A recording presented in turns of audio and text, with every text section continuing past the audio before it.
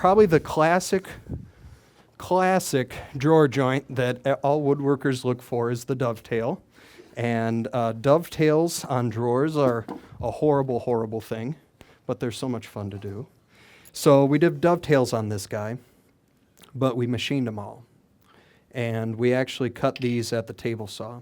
Typically what you'll see is if you want to do dovetails, people say, well, you can only do it with hand tools, so let me sell you a $1,000 kit of hand tools and you can make one corner and then, go do something else for a while. So what we did was we actually figured out how to cut the pins with a table saw, and we did the tails with a bandsaw. So the pins on this are on the front and on the back. So the pins are the little part that you can see end grain right there. The tails are going to be on the side, and tails are a little more evident because they're shaped like a bird tail. So this is it seemed like a good idea at the time. It still took a while to machine all these out. If I did it again, I wouldn't put dovetails on the back. You put dovetails on the front, so when you pull the front out, the rest of the drawer comes with it, and you can see it. You're never going to see that, but when you look at the bottom, there's a little rabbit right there, and that's for the reveal. Because when you think about this drawer sitting in the opening, you have a 1/16 of an inch there and a 1/16 of an inch there and a 1/16 of an inch there, but it's flush on the bottom. So you cut that little bit of a rabbit in the bottom, and it provides that reveal all the way around. I didn't cut it all the way through, it's just about a halfway through that piece. The rabbit, I just did it on the table saw. I got the whole drawer done, and as I'm fitting it, I just went right through on the table saw. So let's, I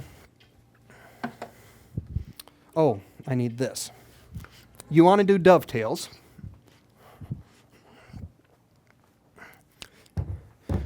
This is my press.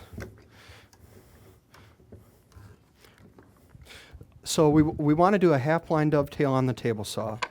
This is what we'll end up with. So this would be a sample drawer front with the dovetails cut into it. To achieve this, I can't stop the saw at a perfect 90-degree angle. So what we do is we actually resaw off the face. And I have a board in the clamps that's been resawn off.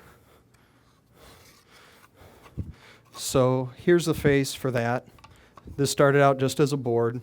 Took it to the bandsaw, resawed the face off. What's the first thing you notice about that? It is not flat at all.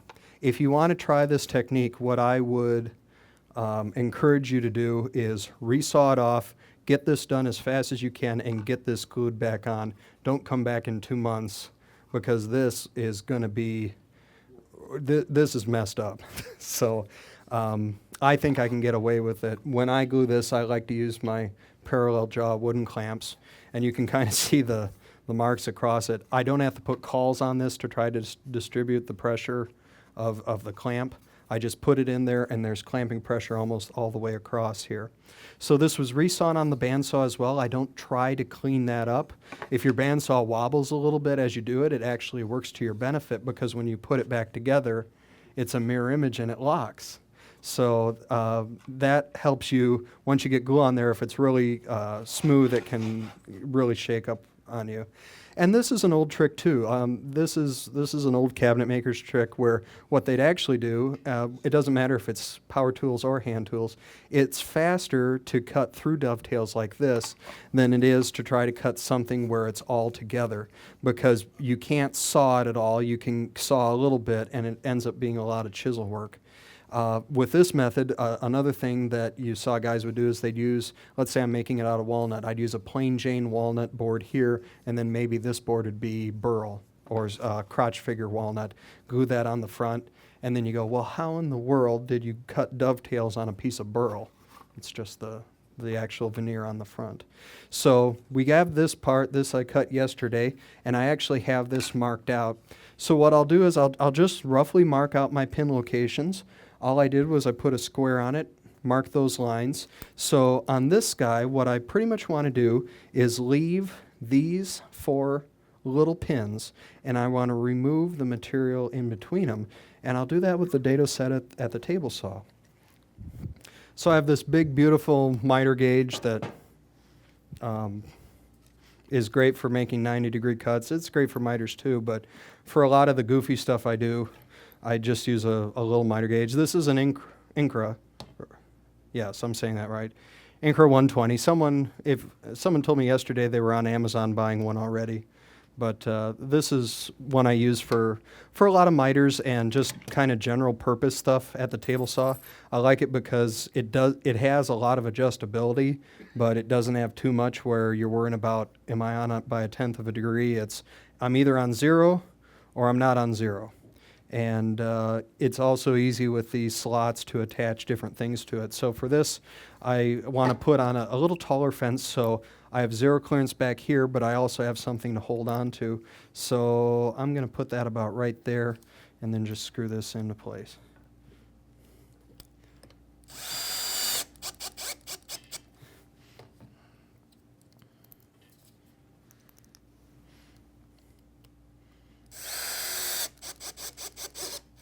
Okay, so for these guys, actually if I had it set up like this and I was cutting straight across, I'd be cutting box joints. I want to tip this 10 degrees. So for the first cut I'm going to make, I'm going to tip it 10 degrees to my left, and then the next cut I'm going to tip it 10 degrees to the right, just to cut that angled shape of the dovetails. So when you're doing this, after you've done it for a little while, it isn't bad to do it by hand, where you're just holding it with your fingers, moving it over the board. You really don't get into trouble. What I'll try not to do usually is cut through and then pull it back. It's when I pull it back and it hits these teeth going against me that stuff wants to move. So typically I'll move it across, pick it up, bring it back. Not so worried about the miter gauge because that's trapped in the table slot. If you don't feel comfortable about it and you're just getting started with this, one thing you can do is obviously just put a clamp across here, clamp it to the fence, then you can put your hands wherever you want, move it across. The only negative thing then is it does take a little bit longer because once you get over here, you either pick up the whole thing or you release the clamp, get this, move it, you have a spinning blade. Again, sometimes overdoing this can get you into trouble because you have so much going on that you forget that the table saw is actually turned on. So I'm just going to do it like this, do it quick.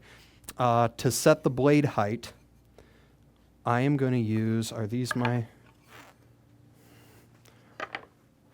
this is my side. So to set the blade height on this, again, I use the side. That tells me how high up I need to go into the front to create that joint.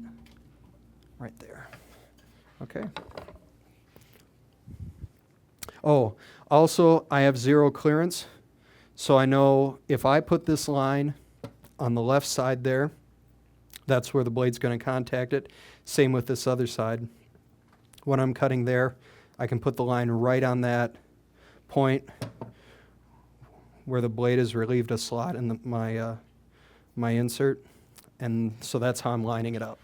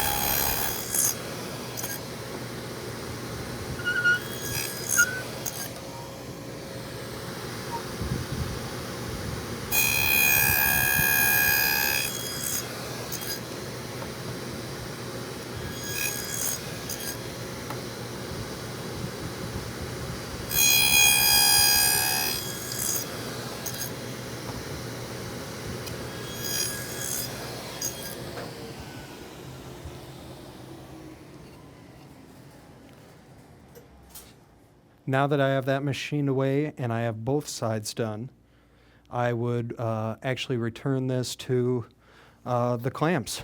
Get some glue on here. Really make sure that I get a nice amount of glue on these pins before I glue the front on. Make sure,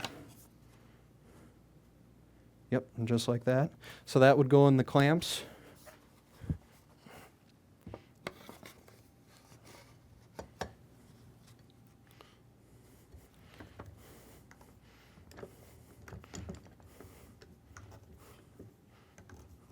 All right. Now with the magic of TV, we're already done. And now we have to cut the actual tails that go in the sideboards. One thing I should point out, too, when we were developing these dovetails, Kevin just did, okay, I'm going dovetails. Usually my groove for my bottom is a quarter inch up from the bottom. A lot of times I run that a little bit higher than that. I figure that the more meat you get between the bottom and the actual bottom, the stronger that is. So if I did my groove an 1/8 inch from the bottom, unless I really glued the whole thing in there, it's probably just going to flake away. So he originally drew it in at a 1/4 inch on the bottom. If I did that on this, I would actually plow into that bottom pin. So in the plans, we actually had to move the groove up to 3/8 of an inch. So that's something you have to think about too. Typically on this, I would do all the machining on this, get it together, and then figure out where that groove is so it doesn't go through the joinery. The groove can go through the pin, or it can go through the tail, because that goes in and you're never going to see it. To transfer this line now, what I would typically do is use a marking gauge to mark a baseline. So this is a wheel marking gauge, and to set this, what I'm going to do is set the fence against the inside face of the board, run the wheel up to the bottom of the joint, and lock that in place. Then once I have that measurement, I can scribe it across the faces of this board and the ends as well.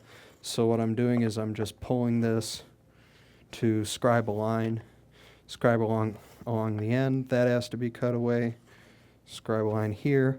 And the best thing is, if you have these scribe lines on, everyone will think you did it by hand. Even IKEA has that one figured out. But if you are having a hard time seeing those scribe lines, a trick I also use is fill in the line with lead. So I get a pretty hard lead pencil. This is a 5H. Get it sharpened down to a nice point, put it down in that line, and just lightly pull across. So what I'm basically doing is using that as a guide, just to kind of color it in with a little bit of lead so I can actually see what's going on. Run it there as well. Now I can transfer this. So what I typically do, the reason I want to have that line is I want to bring the face of this board right onto that line, tight to the bottom. I, at this point, don't care what's going on with the top. Hold that down. And then just trace or scribe the locations of those dovetails. This one's going to be a little bit of a problem child. If those lines are a little bit, let's call them drunk, go back with a rule or a straight edge and figure out where it's supposed to be based on what looks the most straight. Go back through and get a nice line struck on that. Now when it comes time to cutting this, it can be done by hand, but another fast way to do it is at the bandsaw. So I have these lines. I'm just going to freehand cut them at the bandsaw. So I'm going to cut here. Then to remove the bottom, I could make a series of cuts and kind of wally that out. Another way to do it would be just to chisel it out as well. The one thing we found is when you go to the bandsaw, we just resawed the faces off, right? So you have an aggressive blade in there. When you start cutting this little stuff, don't do it with a resaw blade because it goes like this. And you have a little hard problem. So at that point, most woodworkers would go buy a second bandsaw rather than change the blade in the one that they actually put together. I do the same thing. It's like, nope, not changing the blade. Not going to do it. But so we have that. So on these guys, kind of the cool thing is you're using a machine to cut what look like hand-cut dovetails, because you could obviously go through and measure this out, but you could have a little variability in the spacing as well. So when you get done, it looks hand-done, but you've taken a lot of the labor out of it. I typically don't do too much with a dovetail jig or a dovetail machine because they're all different. I marvel at the people who can use like the lead jig where they actually don't have to read the manual for 2 days before trying to do something on it. And, I'm not a big fan of the fixed spaced ones because with those you're stuck to fixed. It's like, well, I can only make my drawers 5 5/8 of an inch, so now I have to redesign my whole cabinet. With this, it's just you walk up and you say, what size drawer do I need? Cut that drawer face, cut the joints to where I want them, and then scribe the side to fit, and it'll go right together. So on these guys, if I could go back and cut it at the table saw, so I've been cutting these at 10 degrees, I'm pretty confident I could do that. If I tip the blade to 10 degrees, the only negative thing is the way this thing is angled, I don't get into the corner. Does that make sense? So when I get my blade, I'll extend this line. Okay, so when my blade comes, I never get into these far corners. I would have to do that as handwork, but you certainly could do that. You actually find some production people, they will grind a custom blade at this 10 degree or whatever degree angle they're using it, have a right blade and a left blade.